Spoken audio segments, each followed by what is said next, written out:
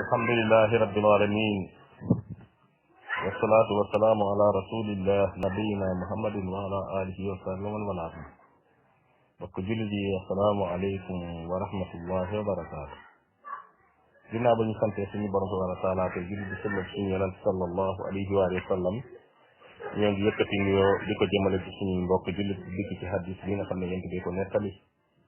nga xam ne hadis bu wér la qaala rasulullahi sallallahu alayhi wa alihi wa sallam man taraka shay'an lillah awadahu llahu xayran min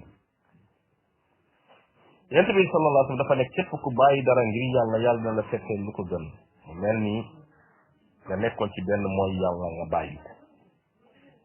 lu mel ni dara li nga xam ne dafa yàq sa diine mbaa na la yàq sa dikko mbaa na la nga bëgg ko dundee di ko loree ay nit nga bàyyi ko yàlla fekkee la lu ko gën ñooñu daal suñu borom subhanahu wa taala yal nañu yàlla